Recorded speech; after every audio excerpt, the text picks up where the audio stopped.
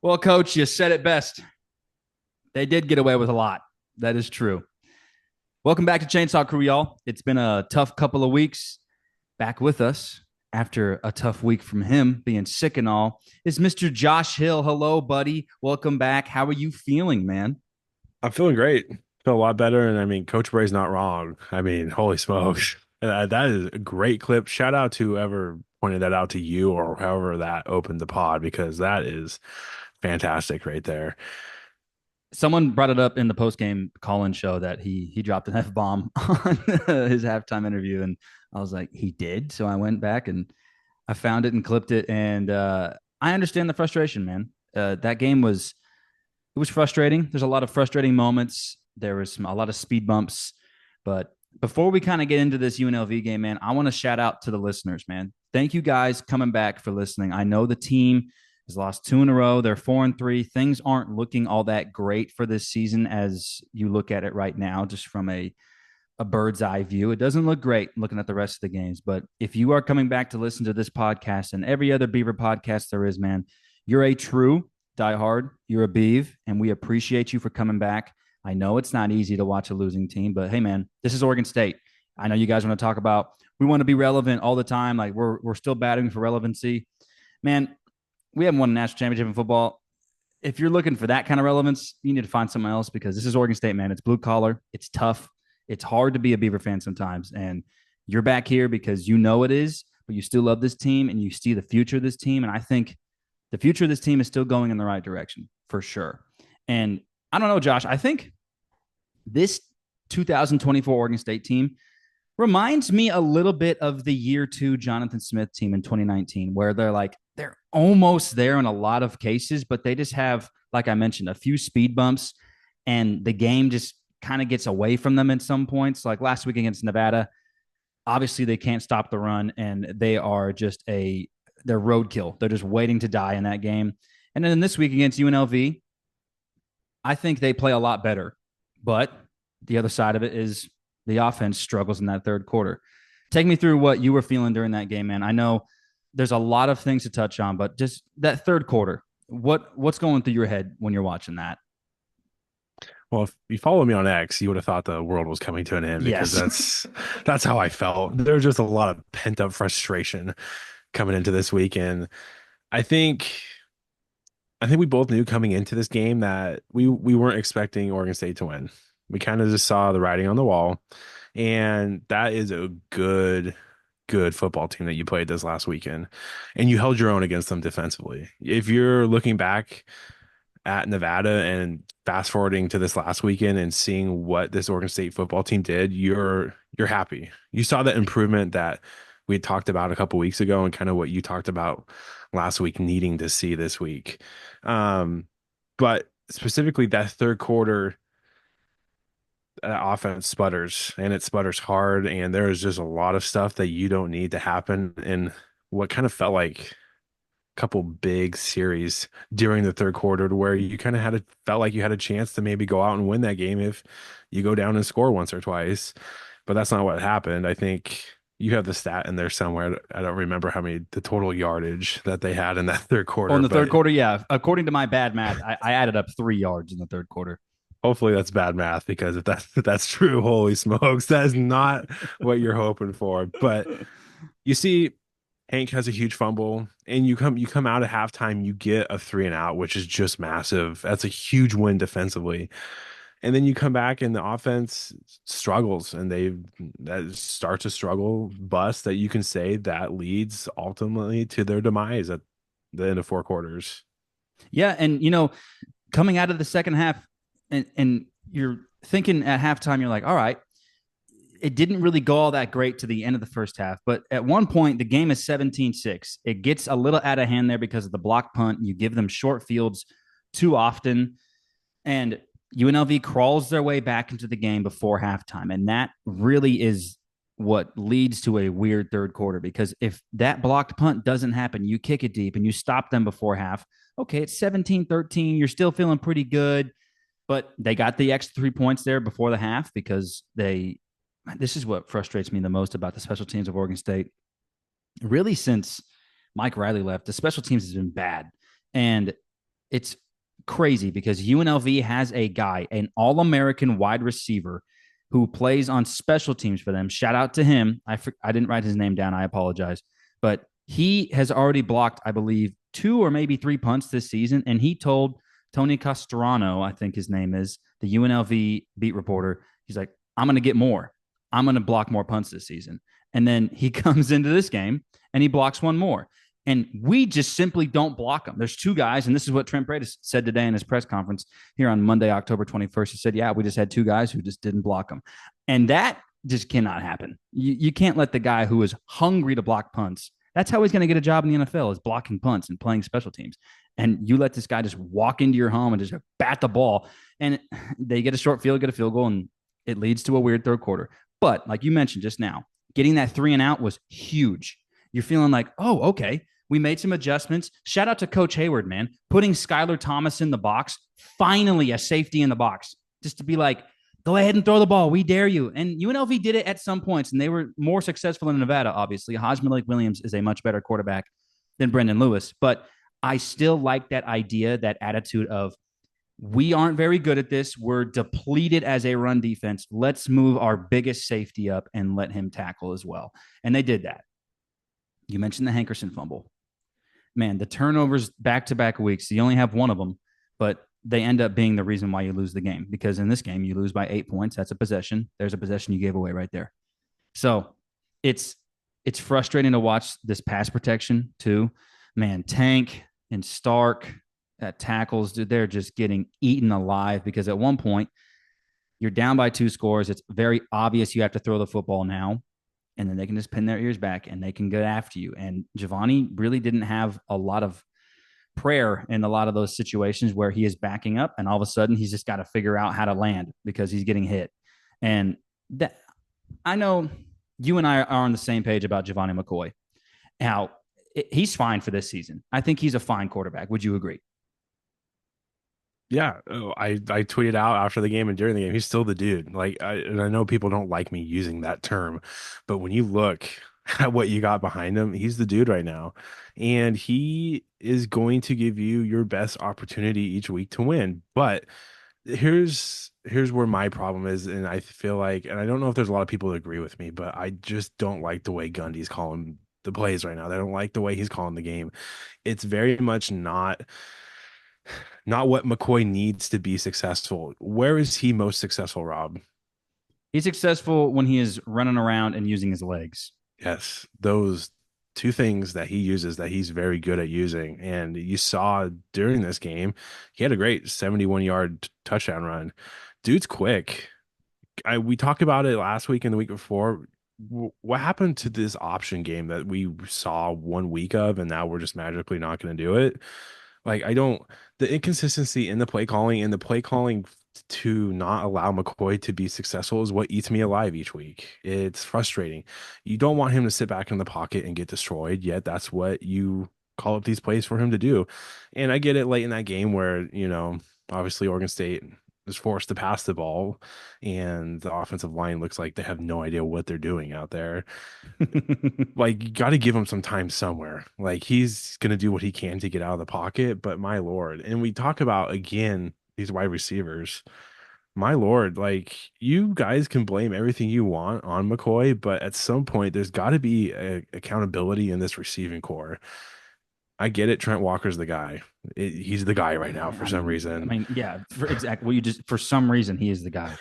I mean, I understand. I think there is definitely a comfort factor for Giovanni, because I think he's seen Trent the most, and he's probably thrown to him the most coming into fall camp and all that. He gets used to him, and he wants to throw to him because he probably has the most trust in him. But they force feed Trent Walker so often. It's just like, oh, you need a conversion on a third down. It's like, where's seven at? We're gonna throw the ball to seven. Yeah. Where's seven at? It's like, we have a NFL body in Darius Clemens, and he's only getting the ball 4 to 5 times in the game. It's like, guys, give the ball to the guy who can do something after the catch. Yeah. We're seeing Jermaine Terry grow a little bit and actually have a role in Yeah. this offense all of a sudden, which is great. I mean, I think for a while we're known as tight end U for quite some time, but Terry, he's got hands, man. He's a big bodied guy that can catch the ball. So again, we talk about these inconsistencies in this offense. Yes, I see, and I see that you want to talk about this, the flip side, whatever you want to call McCoy's bad side, and that if it's staying in the pocket too long, if they're not feeling the pressure coming from the areas. But my Lord, like there he was fitting some tight passes in on Saturday, but they weren't getting caught. And you can blame who you want to blame, but at the end of the day, that's not McCoy's fault. No, and there's a lot to that, right? UNLV, the defensive backs are very physical. They're tugging a lot. You can see Trent Walker's shoulder pads a lot of the time. Taz Reddick's jersey is quite literally ripped in the back. And there is not a single pass interference or holding call on UNLV all game, which is frustrating. Okay. And again, this is not a all officials are bad podcast. We really rarely actually talk about officials. But in this game, it was a little bit concerning because I think separation wise was an issue for Oregon State's receivers. None of the guys are really getting a ton of separation from those corners or DBs. And it reared its ugly head a lot. And Giovanni has to be perfect. And I mentioned this after the game on my little post game video on Twitter. But if you're not on Twitter, I mentioned the 2nd and 17 play after they try the stupid little double pass to Darius Clemens, where Darius tries to get to the sideline, but the UNLV defender has the sideline locked up. Darius still tries to go over there, and then he gets tackled for a loss when he could just throw the ball away. Okay, first of all, I guess there's some trust in Darius that he can throw that ball pretty far because the one option there is Trent Walker. If separation has been an issue all game with your receivers, why would you run that play when you definitely need a lot of separation for a wide receiver to throw the ball to another wide receiver? I hated that play call. Stop getting cute. You don't need to run trick plays. We weren't getting dominated to the point where we had to run a trick play to get the ball down the field. In that drive, they were moving the ball. Okay, and then it's 2nd and 17. You're way behind the sticks, and this team clearly cannot deal with being way behind the sticks, just like the last 5 years of the prior coaching staff. Behind the sticks has been the death sent for this offense. But you get the one play that really sticks out separation wise with Trent Walker on a basically just a deep in route, and Giovanni throws a dart right on his number, and it doinks off of his shoulder pads. You're like, what? Catch the ball first of all, and that's third and 2. Trent Walker's good for a drop every single week, and I don't want to harp on the players too much, man. I think they're college kids, but like Trent Bray said today, man, they're on scholarship. They're here to do a job. Trent Walker, your job is to catch the ball. That is an easy play to make. It wasn't like he was draped. It wasn't like anybody was right on his kitchen. That should be a catch, and it should be a third and manageable, but then you drop it, drives over.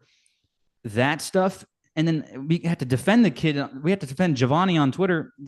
Everyone's calling for his head. Hit the portal. We got to get another quarterback. Let's see Jabari Johnson play more. I mean, guys, I don't think a lot of quarterbacks could succeed with the pass protection he was getting on Saturday night in the second half. I don't think a lot of guys succeed seeing that. And B, he's throwing to a receiving core that, let's be honest, man, Trent Walker came in as a walk-on. He now is on scholarship. Okay, that's fine. Jeremiah Noga came in as a walk-on. He's also on scholarship now. But those are two original walk-on receivers, and they're getting a bulk of the playing time. The real issue I have is let's get Giovanni out of the pocket. Let's make the field shorter for him in the terms of width, because that far hash to sideline throw for him is just not his throw. And Gunderson loves to throw that. He loves to do that. And I'm like, it didn't work against Nevada. Clearly, you threw 2 picks. And this week he's skipping the ball. Trent Walker has to like caress the ball under while he's diving down on a comeback that's like ends up being 4 or 5 yards. That's not the plays that succeed. And then you talk about it last week too. I did, at least, the short yardage shotgun play on the goal line. There's a lot of things with Gunderson that I think he's also learning as a year one offensive coordinator. Okay, we do have to take a step back and realize he is a year one coordinator. He has a lot to learn. He's still learning the ins and outs of this offense and what they're good at. But I think at this point, man, Josh, brother, inside the 5, the shotgun short yardage run isn't going to work. It's got to stop. Yeah. It's frustrating. And every week I come on this podcast on X, on social media, and it's like everyone wants to blame everybody else, but who's calling the plays right now? Like it's Coach Gundy right now. And you don't want to point fingers and be like, yo, he's the problem. Obviously, he's not the problem right now. And you serve a great reminder here that he's a year one coordinator. And that's one of the things you kind of forget about that gets left behind in the mess of this Oregon State football program right now. But I think I think for me, it's the understanding, and this is where I apologize at the beginning for my little meltdown I had, but it sucks. It sucks watching this football team suck again. And trying But to find they don't suck all the time. But they don't continue. but here's the thing is they don't suck all the time, but that's the suck seems like it's so big right now. It's just you can't get over it. Like when you think about everything that happened last year, the Beavs got dealt the worst hand anybody could deal anybody. Like you wouldn't wish that upon a single person in this world, Except the Oregon Ducks, except that team down south. who's now number one. And that's part of my problem. Okay, my Vietnam flashbacks here. It's everything's coming like it sucks. It sucks to see this team struggle right now and see and it should never be like this, but seeing another team in the state of Oregon be so successful. Dan Lanning right now, and I know they're probably not gonna. I don't want to talk about the Ducks too much in this podcast because it's not what this podcast and platform is. But you see what Dan Lanning's done to this football program, and you can sit here and tell me that until you're blue in the face that Oregon has every resource possible. They've done everything wrong in the realm of college football realignment. That's great. But look what he's done to the University of Oregon. I mean, look at them right now. They are a disgusting two-headed monster right now. And when you go back and you look at this season and you look at the turning point for this Oregon Duck program, do you know what game Pat McAfee told us? What game that everyone's going to look back at the as the turning point? It's Yeah. stupid little Oregon State. Yeah. That's what it is. It's just a harsh reality of it. Dan's a great coach. I each week my like for Dan, that like meter keeps going up. But again, we're talking about an Oregon State program, like you said, it's a blue collar program. We all want these expectations for this Oregon State football team to be chasing national championships. It's never been the expectation and probably never will be. And that's just the cold hard facts behind it. Yeah, and dude, I mentioned this last season. The greatest football team in the history of this program, the year 2000. That team ends up what finished fourth in the nation that year, Mm-hmm. and that was a great. I would have loved to see that team in a current playoff format just to see Mm-hmm. how they would have done against the top teams that year. But in the grand scheme of things, man, you had 1 year like that in the newer age of college football of like different types of recruiting that late 90s kind of turned the page for college football a little bit. And Oregon State had Dennis Erickson, and he was great for that year. But I don't even think that Oregon State team is in the top 25 of best college football teams of all time. And that's the reality of this. Okay. The best team that we've ever had doesn't really show up on a lot of people's radars outside of Oregon State. It's always just been about us as an Oregon State fan. It's just been about us. You don't have to worry about other things. Okay. I know, Josh, you're comparing us to the Oregon Ducks right now just because they're close. I understand that. They obviously have a lot of different resources. Okay. Nike has been a huge resource for them. And that's a big reason why they've been so successful. I think the teams they had under Chip Kelly were pretty good, but I don't think I've seen a more well-rounded Oregon Duck team until this year. They seem like a very, very solid football team, and they could find themselves in another national championship game. Am I going to hate watch that? Absolutely. I don't want them to win, but eventually they will, and we're going to have to deal with that. Who cares? Okay, this is my point. Who cares? The Ducks can win all they want. They're not in our conference anymore. We don't have to worry about in that case for that. We're going to have to play them a couple of more times for sure. Maybe, I don't know if we continue this series or not, but we're going to have to do that, I think. And it's going to suck because we're probably going to get our ass kicked every single time we play them, the rest of the time we play them. But we cannot compare ourselves to that. Okay. We need to take a step back, like I mentioned last week, and look at this thing from a grand scheme of, okay, we're building something completely new. Under year one, we're 4-3. Sure, there's a little bit of fool's gold when they go 4-1. I understand that. But when you take a step back and you think, okay, this team got decimated. You just mentioned it. Worst hand dealt in all of college football. Worse than Washington State because they got to keep their coaching staff and a lot of their players. Look at John Mateer, man. That kid's a stud. They're going to have a real shot at going 11-1. They have a real shot of doing that. And their only loss is going to be to Boise State, unless they slip up. But Wazoo's looking really good right now. Oregon State had a much much harder hill to climb over. And that's the reality of this thing. But we're looking at this from week to week now. Okay. We get embarrassed at Nevada. That sucks. I mentioned last week, you want to talk about still being relevant. That's not going to help you, right? Losing to a very, very bad Nevada team who got shut out by Minnesota, one of the worst Big Ten teams besides Purdue. Now you go into UNLV, not expecting to win that game. You don't cover the 7.5 for, okay, whatever. The Beavers are 2-5 against the spread. If you take that with what you will, but you play a lot better. You did play a lot better. And with the injuries of this football program, the depth we knew was going to be an issue coming into the season. We knew with the guys leaving, everyone has to step up. And now the guys behind them are inexperienced and they're playing a lot right now. I look on the sideline, man, during the game, and I see so many guys with full leg braces. There's crutches everywhere. It's just one of those years, man. You're dealt a really tough hand with injuries, and every college football team has one of these years. Utah, they have one like every single year. They have a ton of injuries every year. Oregon State's having them right now. I think the good news is we're slowly starting to see some guys come back.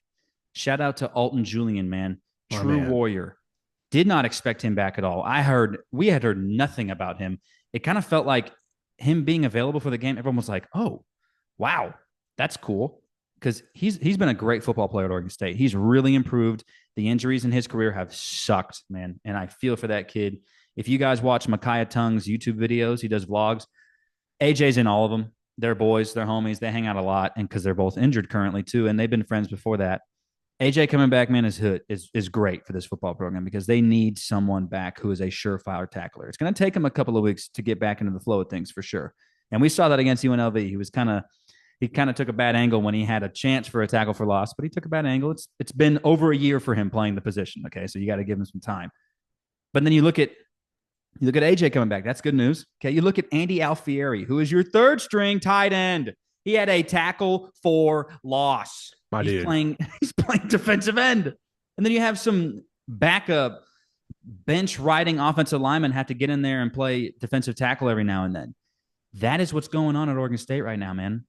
And you guys are out here saying, there's a guy, his name I think is Angry Beeve on Twitter. Oh my goodness, this guy has the most ridiculous expectations.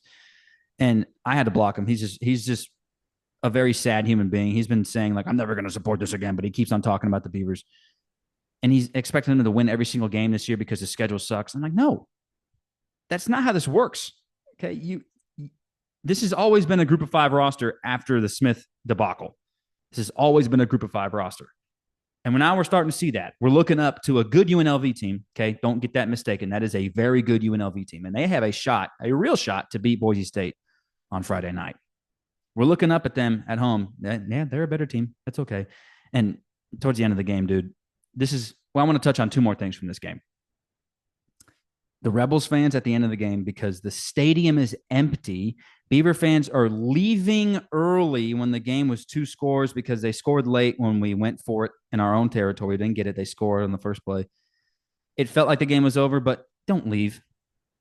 I have been in Reser Stadium so many times when the game is out of hand early or even in the third quarter.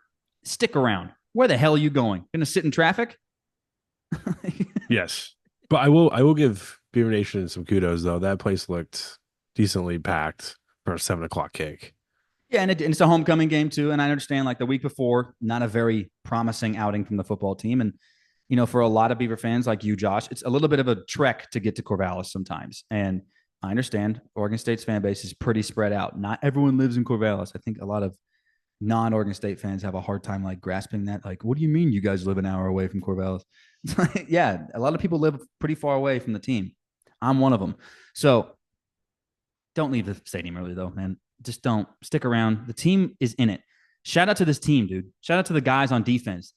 Jack Conne. This team has some heart, dude. They have some passion. They do not quit. And honestly, this team has showed me a lot of character in these last 2 weeks because it's not gone their way. They had every reason to be like, we have so many injuries, man. What's the point even playing hard if we can't stop the run? But there they are at the end of the game with a shot to tie it. After everything went wrong in the third quarter, everything just kind of went to what. And they're in it. They're fighting, playing hard. Don't quit on the team. Don't quit on them. The fans quit when the players didn't. So shout out to the players, man. They Yeah, played hard. don't quit on the game like the refs did. Yeah. And the last thing I want to touch on is what you just said. The We last just play of the game. don't throw flags anymore, or what's going on? Yeah, 3 penalties in the entire game against UNLV, which concerning. I think conspiracy theories flying left and right. I Sure. understand. It's a Mountain West crew. Mountain West and Pac-12 are currently in a lawsuit. there's a lot going on there. Yeah, I understand that. But Josh, I see a lot of people on Twitter saying, well, I know Beaver fans are all pretty much in agreement that they thought that Jermaine Terry play at the end is pass interference. I see a lot of people saying, last play of the game, referees like to swallow their whistle. I've kind of experienced the opposite of that, especially in college football. Last play of the game, I feel like officials want to throw the flag. And I've seen a lot less get called for pass interference. I saw that against Colorado State, actually. Oregon State got called for pass interference for literally just running with the guy. So I'm confused on what pass interference is every single year. And this is another opportunity for that. Referees had a shot to give Oregon State another time down. And yes, I understand it's not guaranteed. They still have to get the ball in the end zone. But Josh, is that pass interference? Yes, right? I mean, give me a break. Are we disagreeing to disagree, or are we going to agree to agree? What I guess my question is, and since we're allowed to tackle wide receivers, tight ends in the end zone with multiple seconds left in the game before the game's over with, what do you happen to know what the definition or what pass interference truly is? I've looked it up, I think, a while ago, and it's a very lengthy rule. There's a ton of side notes to it on what is and what isn't, and there's certain things. The At what other, go ahead. at what point are we not going to swallow our whistles and throw a flag when a game matters? That's a potentially big flag right there. That gives Oregon State another untimed down and a chance to score and to tie the game up. But at Mhm. what point are we going to go through with what we're supposed to go through and actually throw our laundry on the field when we need to? And I thought that's, if they haven't called it all game, yeah, they're probably not going to call it there because UNLV did a lot worse than that. But in a play of that magnitude, man, if the receiver falls down because the guy's hand is undoing his belt, we got to call that. We have to call that. That is poor officiating. And then even the play before it, the Beavs are getting up to the line. Giovanni tries the fake spike, and UNLV was all over it. That would have been the Yeah. end of the game. And Thank as soon as God that he, didn't work dude, out. yeah, I know. Yeah, that is another example of poor officiating because they throw the flag to stop the play, and I'm thinking like, oh, maybe it was like illegal formation because we Hmm. probably weren't set. And I was like, that's the football game. And even Mike Parker was like, yep, that's probably the game. But then they say we weren't ready for the snap. Shouldn't that be an illegal snap and the Beavers should have been backed up? I just don't understand like their explanation of that. Barry Odom, head coach of UNLV, was pissed on the field after the game. He went right after the official as soon as it was over. And then you got Trent Bray on the other side, just as furious because they didn't call pass interference.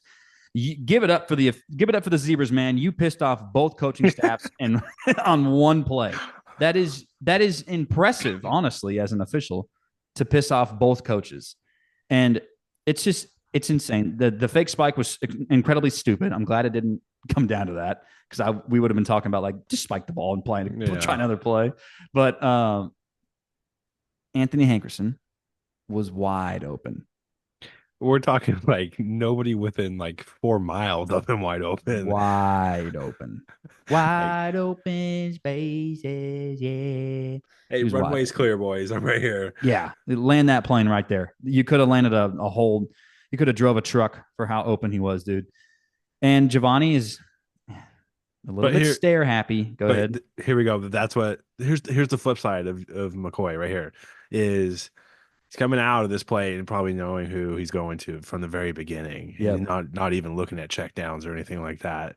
And that's a problem because you see how wide Hank's open right there. And I mean, Hank could have walked 10 yards into the end zone if he wanted to. He was already in the end zone. That's the Yeah. that's the saddest part. And it's like I understand there's a lot to that. Okay, we're not Giovanni McCoy. He's probably on edge the entire second half because he has been eating turf all night from getting sacked, and he's probably thinking, snap it, throw it to my first read, and let's Yep. go. But the issue there is he had time with the game on the line. Brother, I would like to see you as soon as, I mean, Jermaine was falling down before the ball was thrown. So I think if I'm a quarterback and I'm already kind of cocked up to throw it, I would have been like, oh, maybe not. And then kind of look around because he had enough time to peek back to the middle of the field, and then he would have saw Anthony Hankerson naked and alone in the middle of the end zone. So that is another frustrating part of that play too. So there's two sides of that play that really suck in the end, but it's pass interference. They don't call it. I got a bunch of idiots, dude. These Mountain West fans are hilarious on Twitter. They do not say anything until the game is over. I got a bunch of UNLV fans in my mentions, like, be like, "Oh, cry more about it." I'm like, dog. I mean, there's a lot of people out there who aren't Oregon State fans who are like, "Damn, UNLV was getting away with a lot in that game." And I'm like, Yeah. "Yeah, man, it sucks, but it's another loss. It's another home loss, which really sucks. I think, yeah, it really stinks to lose at home, but you're an underdog at home. I didn't expect them to win that game, but it just, you had your chances. You were in control of that game for a little bit, but end of the first half, end of the third quarter really just kills you. But we have to move on. And now we face a Cal team. And oh boy, okay. Josh knew the spread beforehand, and I was going to try to guess it, but then I just looked it up because I really had no feel of what Vegas was thinking in this game. But it opens. Cal is a 10-point favorite at home, and over under a 48 and a half. Oregon State is plus 300 money line. Cal is minus 380 money line. Is 10 points a lot? It's so much. Dude, for a Cal team who has It's so lost a lot much. of close games, okay? They've lost, what, 4 games by a combined 9 points. Hmm. They're 0-4 in ACC play. They're playing like okay football, but they're not playing like, they're not obviously, you lose 4 games in a row, you're not playing incredible football, but they're not playing like poorly. But 10 points, man, against an Oregon State team who is hopefully going to get a little bit more healthier this week. That's a lot of points, dude. Dang, that's disrespectful, straight up. And I'm using that. That's bulletin board material for me. I mean, 10 points. When you think about that, that's 10 points. That's a Two ton of scores. points. It's two scores. Like I I want to know what they know that we don't know. Are we gonna have no defense? Or just gonna have no defense out there? What's going on? Like I I literally don't know what to say. Like I don't even know what I would have thought the spread would have been coming in, but I promise you it would have been nowhere near 10 points. I was thinking like maybe 3.5, 4.5 Yeah, for Cal three. because they've played so many close games this year. They just kind of feel like they're destined to play tight games all year long. But dang, man. And I think it might have opened at 10.5, and it's already moving towards Oregon State's side. And I do this on the Score app. There's polls you can do. And a lot of people are taking Oregon State to win the game upright, just straight up, which is interesting. It's very interesting. And that's mostly bettors who do those polls. So it's I don't know, man, because Jaden Ott is their star running back. His availability has been kind of in question all year. He's been dealing with an injury all year. He missed last week's game against NC State. He played in the Miami game, but he got hurt again, and now he's not 100%. So he's questionable. Cal's defense is only giving up 18.7 points a game. They're giving up an average of 104.6 on the ground. So that's pretty solid defense. They don't really give up a ton of points there. And quarterback Fernando Mendoza, we saw him last year when Oregon State was also very depleted at Cal, but DJU had the game of his life against Cal last year, and Oregon State squeaked away with a win. But you look at Mendoza this year, he's had pretty much that the rest of the season last year under his belt and the beginning of this year under his belt, and he's played pretty well. He's had an efficient year, 1,731 yards passing, 8 touchdowns, and 3 interceptions. The semi good news is he's not really going to tuck it and run a lot like Haj Malik Williams did and Brendan Lewis. Like those guys are runners first kind of mentality. Mendoza is definitely going to try to pick you apart, throw the ball a lot. And brother, I know that the Beavers have kind of owned Cal since 1999. They've had a very good record against this football program. This game is obviously different. It's a new age. I think the Beavers are going to have to they're going to have to grind this one out. For They're going sure. to have to find a way to be way more consistent on offense because this is probably the second best defense they will face maybe all year. It's going to be tough. Okay. 10 points is a lot. Would I take Oregon State to cover that? Yes. Would I take them to win? We'll find out and see.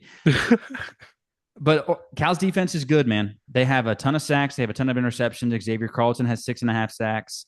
Teddy Buchanan has 4 sacks. Noel Williams has 6 interceptions. So they have a lot of good playmakers on defense that can really cause havoc.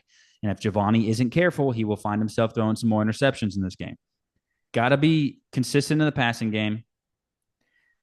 Anthony Hankerson played 75 of 76 plays against UNLV. So where's Saladin Allah at? I want to see more of him against Cal. I need to mix it up a little bit more with the running backs.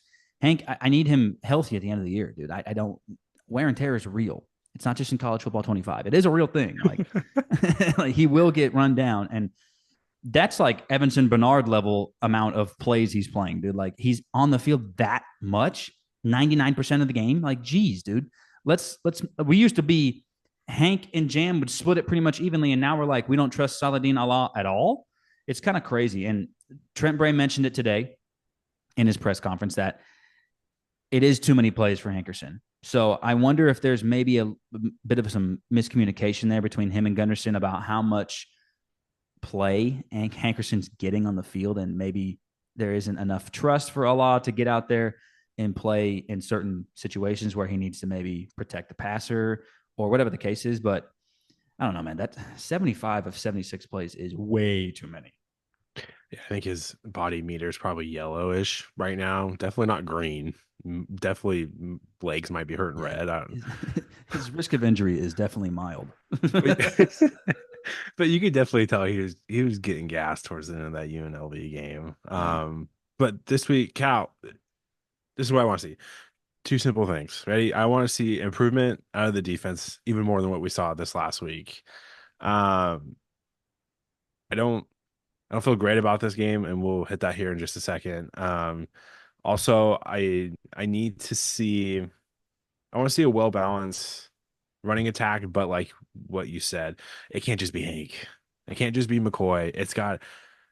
We have a good running back room. We talked about it at the beginning of the year. Like, Even go without out there, Jam. yeah, even without Jam, go out there and throw some other running backs into the mix of it. I think, like you said, if Oregon State wins, it's going to be an ugly grind, find a way to win type of game. Um, I don't. That's really all I got, just because I don't feel great about this game, and you'll see that reflected in my score predictions. So I I think, go ahead, finish your thought. no, that's it. I mean, until this team can prove to me that they can come out. I mean, what's Oregon State been known for the longest time? They can win at home. They cannot win on the road. Now you're struggling to win at home. You still can't win on the road except your one game this year that you did. Until I can see this team come out and prove to me that they can put a whole game together defensively and offensively, I have a hard time trusting this Oregon State team right now. And that's just how I feel about it. You can hate me all you want, but I'm sorry. It's just what it is. And it's just an honesty thing, okay? Like we have to be real about this team a little bit. I think you made the point of Oregon State is a very good home football program. They do play better overall at home, and they pretty much always have. But, but there is one place that they have been able to find some good success at on the road, and it's Cal. You look back at the history of this thing, man. You look all the way back to 2000. They've won at this place quite a bit, actually. And you take out the Anderson years, they've won here a lot. You look at, I just go back to 2019. They won that year.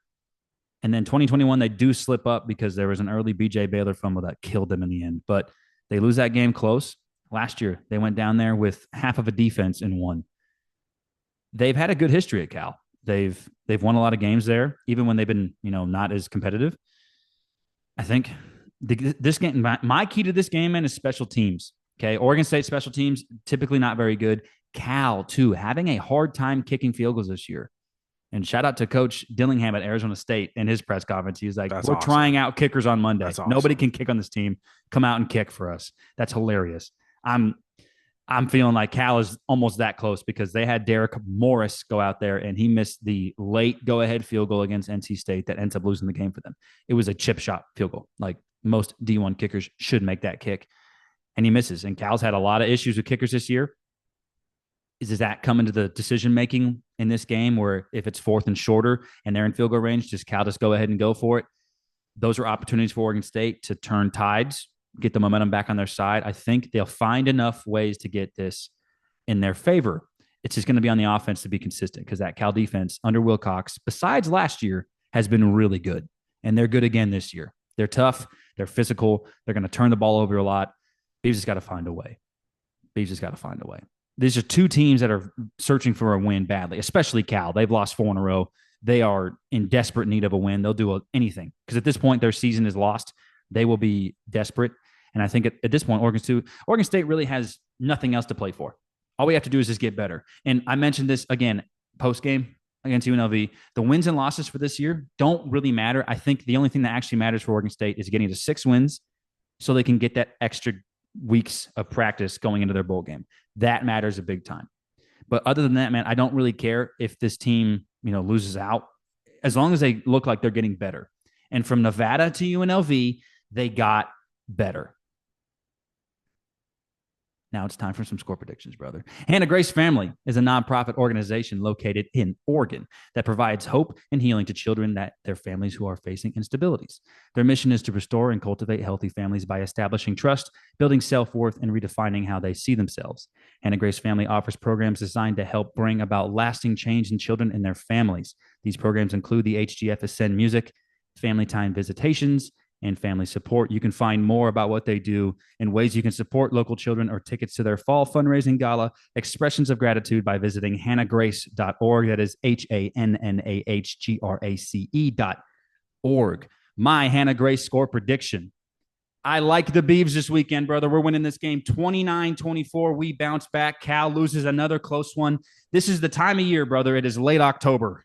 Teams find ways to win and they find ways to lose. Cal finds ways to lose. That is the history of their program. I'm sorry to the Cal fans that are listening to this. You guys lose games in the most excruciating ways. It happens again. Oregon State continues their role against your program since 99, and you guys can shove it in the ACC. Thank you for taking that flight, and you're never coming back to the Pac-12.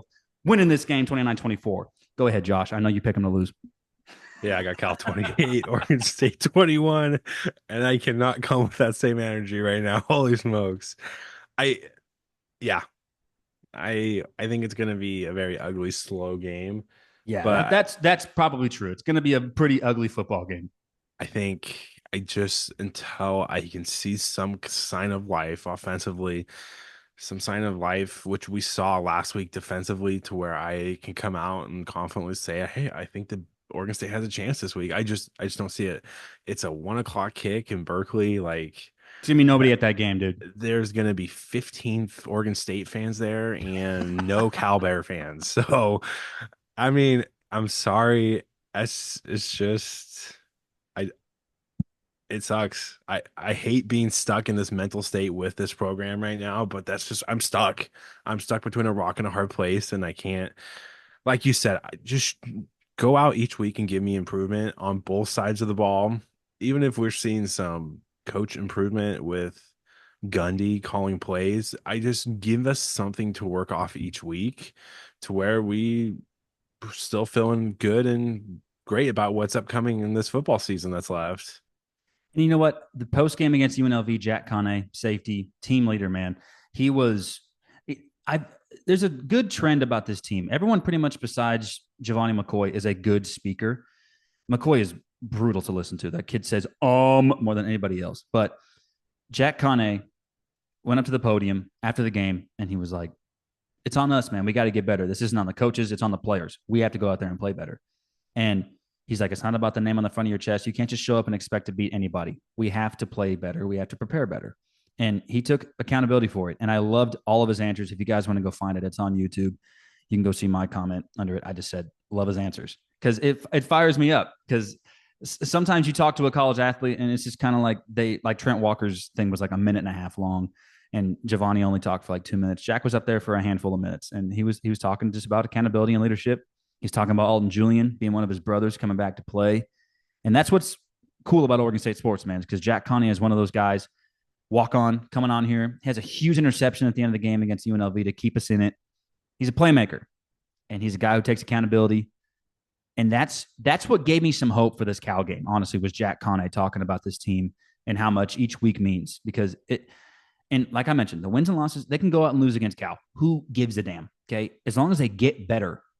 Because I liked the trajectory of this team from Nevada to UNLV. And now we go against Cal.